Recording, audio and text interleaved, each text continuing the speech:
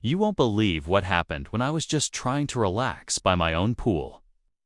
I'm disabled, and on this particular day, I decided to enjoy some sunbathing to soak in a little bit of peace and calm. Sounds harmless, right? But apparently, that simple moment didn't sit well with one of my neighbors. She's one of those classic Karen types, the kind who always seems ready to stir up drama over the smallest things. And this time, she took it way too far. Imagine just trying to enjoy your day, and suddenly you hear a knock on the door.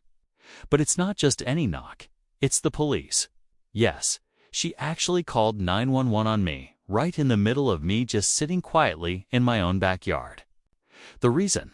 Because I'm disabled and sunbathing by my pool. Can you believe that? It felt like I was being treated like some kind of troublemaker, just for living my life and taking care of myself.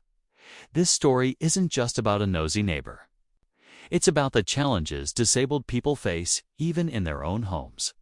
It's about judgment, misunderstanding, and how sometimes people jump to conclusions without knowing the whole story.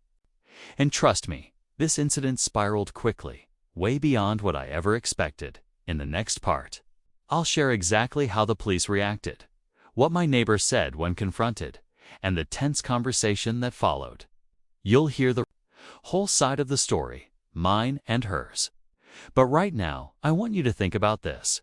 How would you feel if someone called the cops on you just for enjoying a quiet moment at home? Stay tuned, because things are just getting started, and you won't want to miss what happens next. So, before all the drama unfolded, let me give you a bit of background about my situation and this neighborhood. I've lived here for a few years now, and honestly, it's usually a pretty quiet place. Most of the neighbors keep to themselves, which is exactly what I like. Being disabled means I need a peaceful environment to recharge and manage my health. And my pool has become my little sanctuary. On this day, the weather was perfect. Warm sun, a gentle breeze, and I thought it would be great to spend some time outside, just soaking up the rays and feeling normal for a while. Now, the neighbor in question, let's just call her Karen because it fits, has always seemed a bit on edge. She's the type who watches everything going on, ready to complain about noise or parking or anything else that catches her attention. But honestly, I never thought she'd go as far as calling the police on me just for being outside. It felt like she was trying to make a big deal out of something that shouldn't even be an issue. When the police arrived, things got even more tense. I was confused and nervous, wondering what exactly she had told them and why they were here. I tried to explain my situation calmly, that I'm disabled, that this is my property, and that I was just sunbathing to get some vitamin D and fresh air, which doctors recommend for my condition. But Karen had already painted a different picture, one that made me feel like a problem rather than a person. What made it even more frustrating was the way everyone was looking at me like I was doing something wrong. It's one thing to face judgment from strangers, but when it comes from your neighbors, it stings. The police had questions, and Karen was ready with her version of the story. But I knew the truth was something much simpler and far less dramatic than what she was making it out to be. There's still a lot left to share. The exact words exchanged, how the officers handled the situation, and what it all meant for me going forward. But for now, you can probably feel the tension building, right? This is one of those moments where you realize how little people sometimes understand about disability, privacy, and basic respect. Stay with me because the story gets even more complicated from here. As the officers stood in my backyard, I could feel the weight of their eyes and the unspoken questions hanging in the air. It wasn't just about me sunbathing anymore. It had become a bigger issue about assumptions, judgments, and how quickly things can escalate when people don't take the time to understand the full story.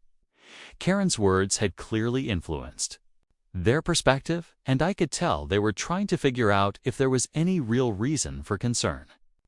But all I wanted was to explain myself without feeling like I was on trial in my own home. Meanwhile, Karen was watching from her porch, arms crossed, clearly satisfied with the chaos she'd stirred up. It struck me how a simple misunderstanding could spiral into a neighborhood drama that affected everyone. Some of the other neighbors even started gathering, whispering and exchanging looks. The sense of community I thought I had suddenly felt fragile, like it could break apart at any moment. There was also another layer to this whole situation: the way disability is often misunderstood or ignored. I've faced my share of skepticism and ignorance before, but this felt different. It wasn't just strangers.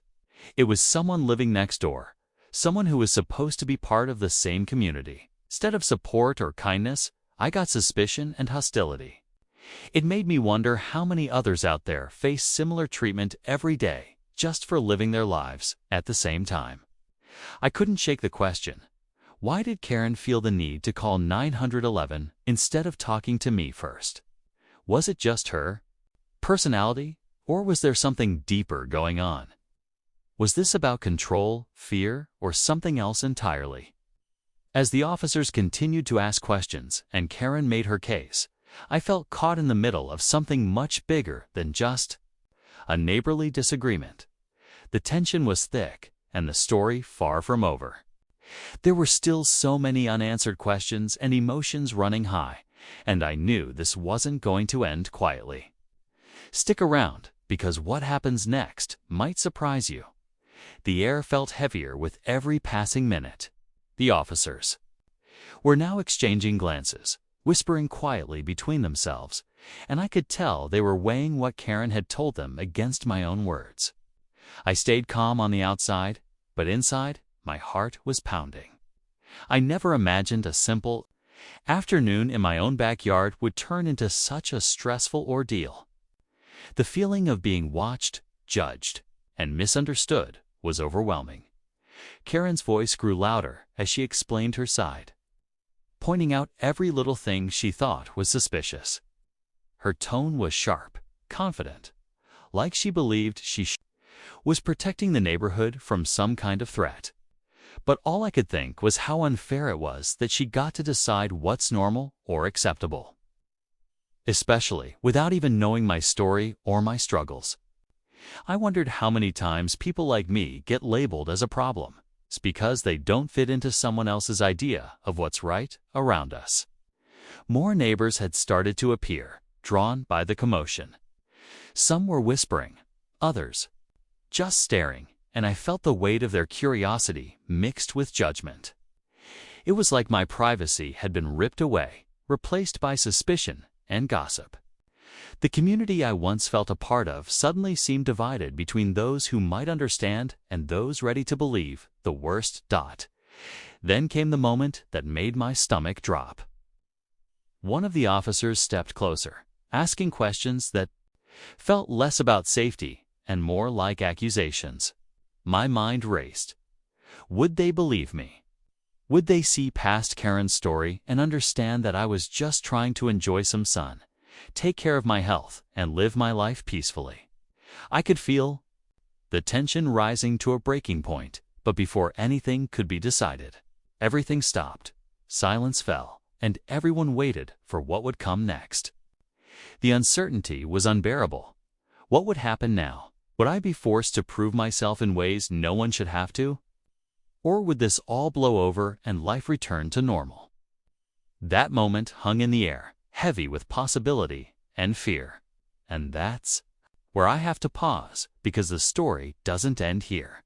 Trust me, you'll want to see what happens next. Just when I thought the situation couldn't get any more intense, things took an unexpected turn. One of the officers stepped back and pulled out a small notebook, mentioning that there had been previous complaints about me, complaints I had never even heard of before. Suddenly, this wasn't just about sunbathing anymore. The stakes had been raised in a way I never saw coming. I was shocked and confused. What kind of complaints? Why hadn't anyone come to talk to me directly? Was this all building up to something bigger? As I listened, a mix of emotions washed over me: frustration, disbelief, and a growing sense of helplessness. It felt like My life was being scrutinized under a microscope. It's all because I dared to enjoy my pool on a sunny day. Karen's expression shifted, a mix of satisfaction and something darker I couldn't quite place. The neighbors watching nearby seemed to lean in closer, as if waiting for the next chapter in this unfolding drama. The very idea that someone could keep a list of grievances about me without ever speaking face to face was upsetting. It painted a picture of a neighborhood divided, where misunderstandings festered instead of being resolved. The officers started asking more questions, probing deeper into my day-to-day life and even my disability. I tried to stay calm, but it was clear the situation was spiraling beyond control. What should have been a simple day of sun and relaxation had turned into a complicated web of accusations, suspicions, and unwanted attention. I realized then that this wasn't just about me and Karen anymore. It was about privacy, respect, and how easily a peaceful life could be disrupted by rumors and fear. And with every passing second, the tension was mounting, pushing everything toward a breaking point. Just as the officers seemed ready to take things further, I decided to speak up clearly and calmly. I explained everything about my disability, how sunbathing was part of my health routine, and how I had no idea about any complaints until that moment. I showed them my medical documents and even offered to answer any questions honestly. The mood shifted slightly. The officers started to see that this was less about a problem and more about a misunderstanding fueled by assumptions. Then, something unexpected happened.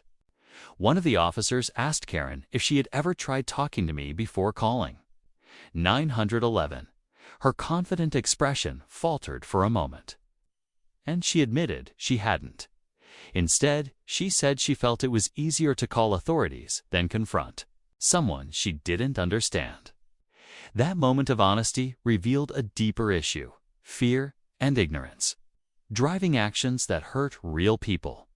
The officers thanked me for being cooperative and gently reminded Karen about the importance of neighborly respect and communication. They left with a clear message: next time, try talking first before jumping to conclusions. I felt a mix of relief and lingering frustration.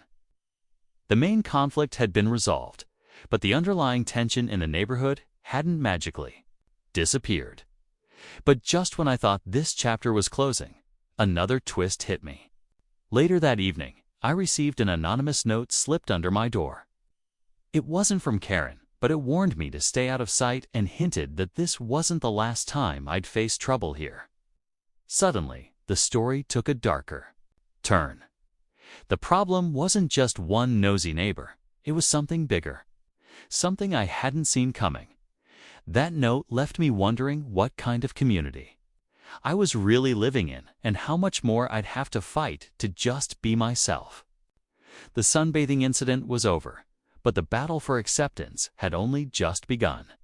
And honestly, I'm still not sure what's coming next after receiving that unsettling note. I knew things couldn't just go back to how they were before. It was a clear sign that the situation was more complicated and maybe even more personal than I'd realized. But instead of letting fear take over, I decided to face it head-on. I reached out to a few neighbors I trusted and started having honest conversations about what had happened, about disability, respect, and the importance of understanding each other rather than jumping to conclusions. Slowly, I began to rebuild some of the community connections that had felt broken. The police visit and Karen's 911 call were tough moments, no doubt. But they also opened my eyes to the importance of standing up for myself. I realized that sometimes people's judgments come from their own fears and ignorance, not from who you really are. It's painful, but it's also a chance to educate and change minds, even if just a little at a time. As for Karen, I haven't had much contact since, and I hope one day we can clear the air. What this whole experience taught me is that respect and communication are key, especially in neighborhoods where everyone's lives are so connected. I want others to know that being disabled doesn't mean you deserve to be treated unfairly or suspiciously. We all deserve to enjoy our homes peacefully, without fear of being reported or judged. At the end of the day, this story isn't just about a Karen neighbor or a police call. It's about understanding, empathy, and the ongoing fight for respect and dignity. If you're dealing with something similar, know that you're not alone. Sometimes standing your ground and speaking your truth is the best way forward. Thanks for hearing my story. I hope it helps you feel seen and understood, no matter what challenges you face.